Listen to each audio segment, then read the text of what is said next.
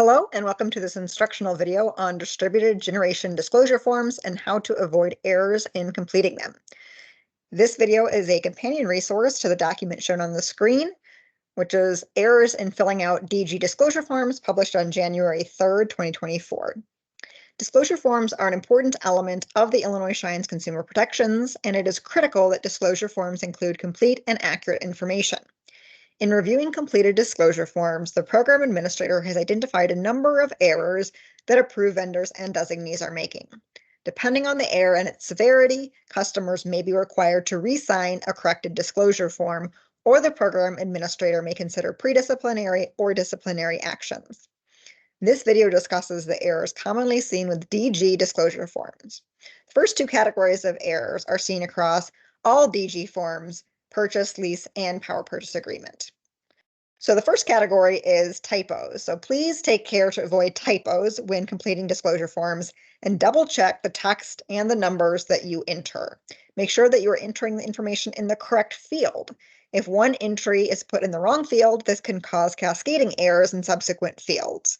Also, make sure that the blocks of text are not cut off, especially if you're copying and pasting. Make sure that the character limits are not limiting part of the text that you've entered. Secondly, make sure that the disclosure form fields do not simply refer the customer to another document, such as the customer contract. The purpose of the disclosure form is to have key information provided in a single document with a standardized format. If the customer has to consult a separate document, this undermines the purpose of the disclosure form. So next we'll turn to purchase disclosure forms specifically and talk about some of the errors we've seen for those. So here we're looking at the portal and we're looking at a project purchase form. So we'll start with the project purchase information section, which is one of the sections that we're seeing a lot of errors in. So it's important that the information in this section is clear and consistent. The disclosure forms allows approved vendors and designees to enter information about an initial payment, a payment due at the beginning of installation, a final payment, and an intermediary payment. If there is a final payment or an intermediary payment, you need to enter not just the dollar amount of the payment, but also when the payment is due.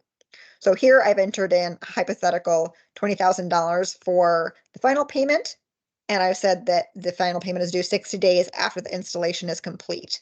So make sure that the information here about when the payment is due is detailed enough that the customer can really understand it. So saying something like 60 days is not enough. Saying 60 days after the installation is complete is enough that the customer can know what that means. For this hypothetical, I've entered 0 for any intermediary payments.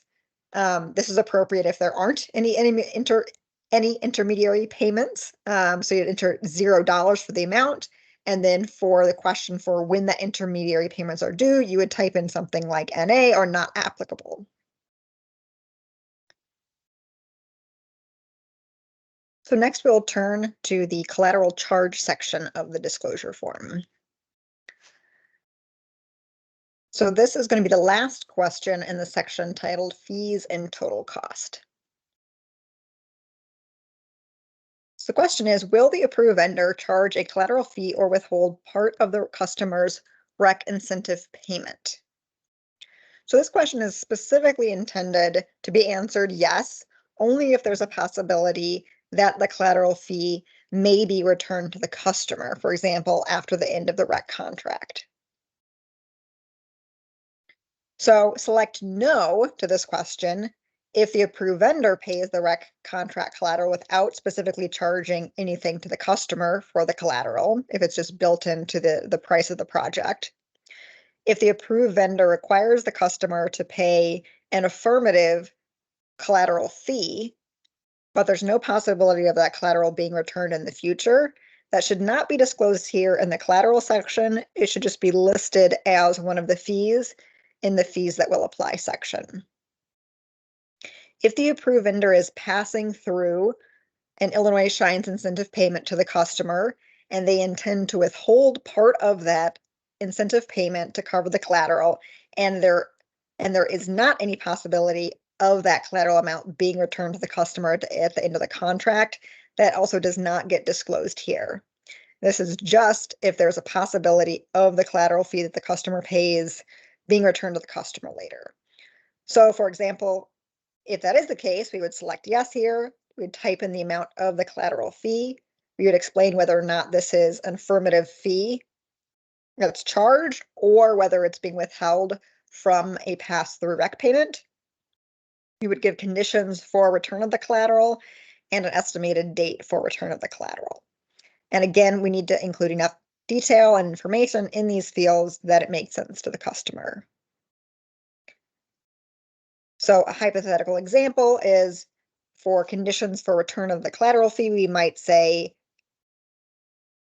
if the 15-year REC contract is finished and the solar project produced as many RECs as expected with no underperformance, the collateral fee may be returned to the customer, or something like that would give enough information. Next, we'll turn to the questions about the Illinois Shines REC incentive payment and any amount of pass-through. So that's going to be the next question.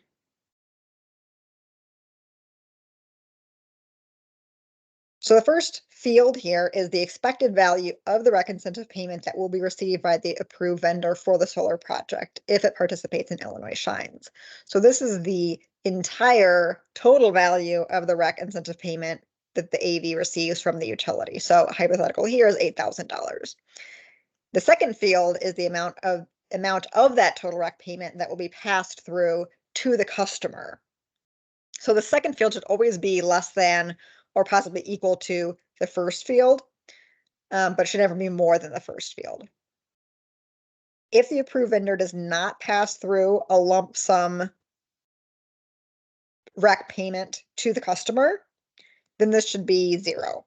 For example, if the approved vendor passes through indirectly the value of the incentive payment by offering a lower project purchase price, that would just be a 0 here because it's not a lump sum pass-through payment. The next section we'd like to talk about is the project guarantee section. So we'll continue down to the section titled Project Operations, Maintenance, Warranties, and Guarantees. And we're looking at this question here near the end. Is the seller providing a project guarantee? If so, please provide details below. So if there is not a project production guarantee, you can simply type NA or not applicable or none. If there is a project guarantee, you need to provide enough details about the guarantee that the customer can understand it. So simply stating that there is a power production guarantee is not enough. You need to explain what the actual production level is that's being guaranteed. So an example might be the seller guarantees that the solar project will produce at least 85% of the estimated kilowatt hours each year for the first 10 years. That would be the level of detail that we're looking for in this question. And then the next field we want to talk about is actually right next to it, which is the question on insurance. Is insurance included for loss or damage to the project? So this question is specifically about insurance for the solar project for loss or damage. So this is not about the installer's professional insurance or liability insurance for having people up on the roof. This is about whether the solar project is insured if there's damage to it, and whether or not the insurance is being provided by the approved vendor or designee. So the options are included or not included. If the only insurance that covers the solar project is provided by the homeowner themselves, such as through the homeowner's homeowner insurance, that would not be disclosed here because it's not being provided by the approved vendor or designee. If the approved vendor or designee is including insurance for the solar project, then you select included and you need to provide adequate details here so the customer understands what's being covered, how long it's being covered, and any limitations on that coverage. So if intentional damage or gross negligence is not covered by insurance, that needs to be detailed here in this field. And if this field is not big enough because of the character limits, for enough information, or if any of the fields in the disclosure form are not big enough, you can always add additional information.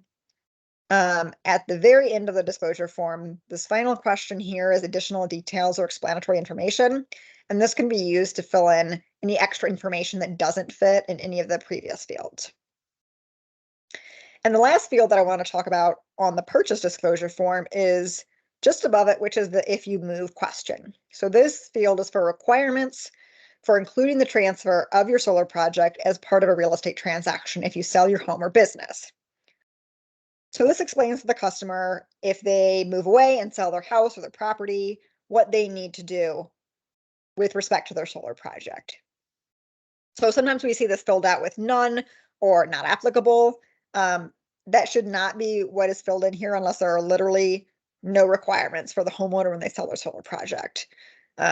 If the new homeowner has to take on any contractual obligations, such as continuing to sell the renewable energy credits to the approved vendor, that needs to be disclosed here. So something like typing in signed documents or contact solar company, that's not enough detail. An example of what would be enough detail would be notify the solar company prior to sale. The new homeowner must sign a transfer contract agreeing to assume all rights and obligations of the old homeowner, including selling all RECs to the solar company. That's the level of detail we're looking for in that question. So those are the errors we're typically seeing on the disclosure form for purchases. So next we're going to talk about errors that we're seeing on leases and PPAs.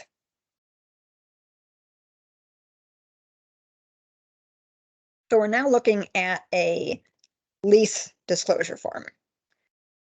And we're going to jump down to the project lease information section. So this is a really important section. It gives all the information about the payments, the dollar amount, the frequency, the total number of payments. So this is really important information for the customer. And it's important this is provided in a correct and consistent manner. So one thing that's important to check is that the number of payments is correct based on the frequency of the payments and the term of the lease. So here you've said it's a monthly payment, so that's 12 payments per year, a 20-year contract, and 20 times 12 is 240. If we had instead said that the lease payments were quarterly or something like that, we would need to change the total number of payments. It's also important to fill out this first field correctly. This is the total amount of all lease payments over the course of the lease contract. So when you're filling in this number, make sure that you take into account any escalation rate that's disclosed so that that is accurate. Another thing to notice here is the annual escalation rate should be entered as a percentage. So if the escalation rate is 2.9%, you type in 2.90. Do not type in 0.29. That will not be translated correctly in the disclosure form. It has to be entered as a percentage. And then, as with the purchase disclosure forms, we're also seeing incorrect information or inadequate information being provided in the project insurance section. So just like with the purchase disclosure form, only indicate that insurance is included if it's provided by the approved vendor or designee. If it's provided by the homeowner's own insurance, that does not count, so you should not select included. As it's important to include detailed enough information about what that insurance coverage is. And also the if you move section is important. And we're seeing it not always filled out correctly for leases as well. So one hypothetical example of adequate information for the lease disclosure form in the field about if you move is something like the new homeowner must sign a transfer agreement agreeing to assume all of the obligation and rights under the lease. If there's a minimum credit score or other restriction, that also needs to be included in that field. So now we're looking at a PPA disclosure form. So this is for a power purchase agreement. And we're going to jump down to the section on project pricing information. So a lot of this looks familiar from the lease disclosure form. It's important to have the first field filled out correctly. This is the total amount of all estimated PPA payments over the entire course of the contract. Make sure that the number of PPA payments is correct based on the term of the agreement and the frequency of payments. And then the field we specifically wanted to highlight here is the initial PPA price and the final PPA price per kilowatt hour. And this needs to be entered in dollars, not in cents. So if the initial PPA price is 7 cents per kilowatt hour, you would enter this as 0.07, not as 7.0. Same thing for the final PPA price. So if it was, say, 9 cents, it would be 0.09. And then also the annual escalation rate, just like with the lease, this needs to be entered as a percentage. So here we've entered it as a hypothetical 2.9% rather than 0.029. So that's it for the main errors that we're seeing in disclosure forms. Before we conclude the video, we did want to make sure that approved vendors and designees are aware of the disclosure form resources page on the Illinois Shines website.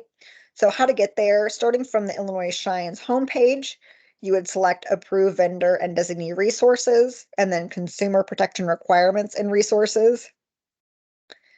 And then here's the link for vendor disclosure form resources. So this has a lot of great stuff here. It's got portal update information and help guides, both as PDFs and as videos. We've got the January 3rd announcement here. We've got some webinars, some FAQs, copies of current disclosure forms, CSV templates, as well as some additional resources here. We've got a document, a chart here that shows you when a new disclosure form is required. So this should be really helpful, as well as limited exceptions to the general rule that the account holder is the signatory on a disclosure form. So we just wanted to highlight this resource page as well as helpful to approved vendors and designees as you're filling out disclosure forms. So with that, thank you for viewing this video, and please pay special attention when you're filling out your disclosure forms to not have any errors. Thank you.